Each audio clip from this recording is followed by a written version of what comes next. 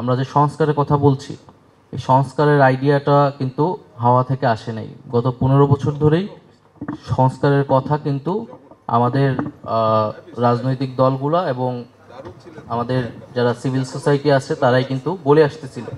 BNP সহ সেই সময়ের বিরোধী রাজনৈতিক দলগুলো কিন্তু সংস্কারেরকেই প্রধান কর্মসূচি করে তারা আন্দোলন গড়ে তুলতেছিল। সেটারই কিন্তু ধারাবাহিকতা এই সরকারের আমলে হচ্ছে, বা আমরাও সংস্কারের কথা বলছি এবং সেটা সামনেও ধারাবাহিকতা থাকবে। একইভাবে এই অভ্যুত্থান বা আন্দোলনও একটা ধারাবাহিকতার মধ্য দিয়েই হয়েছে।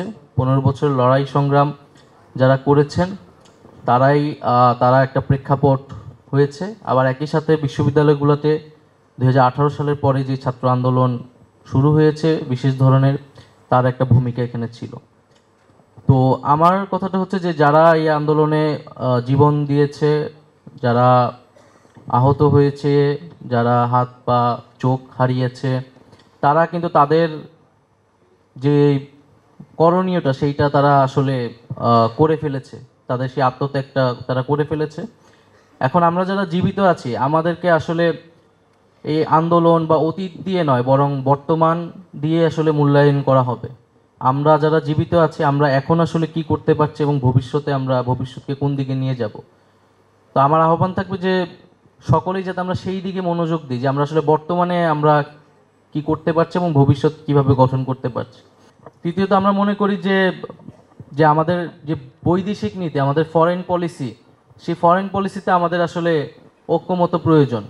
রাষ্ট্রের একটা একক ফরেন পলিসি থাকবে, সেখানে সরকার পরিবর্তন হবে, দল পরিবর্তন হবে, কিন্তু স্টেট ভিশনকে সামনে রেখে সেই ফরেন পলিসিতে যাতে সবাই ঐক্যমত করে। কিন্তু আমরা দেখি আমাদের বাংলাদেশের হিস্ট্রিতে আমরা দেখি এক এক দল আসলে তার বৈদেশিক নীতি এক এক রকম হয়ে যায়। এক দল আসলে সেটা ভারতমুখী সরকার হয়, আরেক দল আসলে সেটা ভারত বিরোধী বা অন্য দেশমুখী সরকার, এইভাবে পড়তে হয়। তো আমরা চাই যে আমাদের যে ফরেন পলিসি সেইটাও আমাদেরকে নতুনভাবে চিন্তা করা উচিত ভবিষ্যৎ বাংলাদেশের জন্য। এবং তৃতীয়ত হচ্ছে আমাদের যে অর্থনীতি এবং ব্যবসা, সেক্ষেত্রেও আমাদের ঐক্যমত্যটা প্রয়োজন। আমাদের যে লুটেরা এক ধরনের ব্যবসায়িক শ্রেণী তৈরি হয়েছে যারা টাকা পাচার করেছে কেবল, তার বিপরীতে আমরা কিভাবে আমাদের দেশপ্রেমিক এবং সৎ ব্যবসায়ীদের আমরা সহযোগিতা করতে পারি সেই বিষয়ে আমাদের ভাবা উচিত, কিভাবে আমরা একটা জাতীয় অর্থনীতি গড়ে তুলতে পারি। আমাদের এই গণঅভ্যুত্থানের পরে যেই ধরনের সরকার আসলে গঠিত হয়েছে, একটা যেটাকে এখনো আসলে ডিফাইন করা যাচ্ছে না, যেই সরকার সাংবিধানিক সরকারও নয় এক অর্থে, আবার বৈপ্লবিক সরকারও নয় আরেক অর্থে, একটা অন্তর্বর্তী সরকার যে ট্রানজিশনের জন্য কাজ করছে। ফলে এই সরকারের ব্যাপক জনসমর্থন থাকা সত্ত্বেও তার অ্যাডমিনিস্ট্রেটিভ অনেক ধরনের সীমাবদ্ধতা রয়েছে। আমরা দেখছি যে এই খুব সাম্প্রতিক সময় আমরা আমলাদের বক্তব্য শুনতে পাচ্ছি যে তারা এক ধরনের হুমকি দিচ্ছে।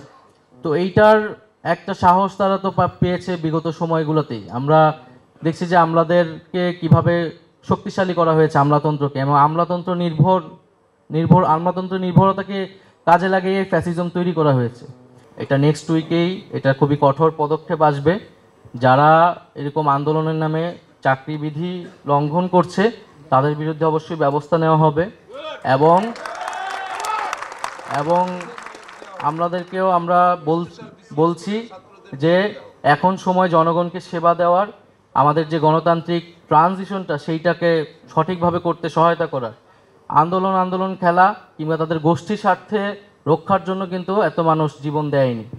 ফলে রাষ্ট্রের সংস্কার হলে আমরা মনে করি সকলেই ন্যায় বিচার পাবে।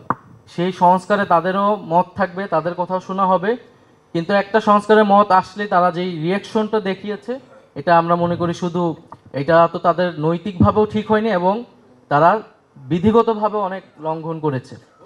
এবং দ্বিতীয়ত হচ্ছে বিগত রেজিমের যারা আমলারা লুকিয়ে আছে নানাভাবে এখনও, তাদেরকেও আমরা চিহ্নিত করেছি এবং বিভিন্ন পত্রপত্রিকায় এসেছে, তাদের বিরুদ্ধেও খুবই দ্রুতই পদক্ষেপ নেওয়া হবে। ধন্যবাদ।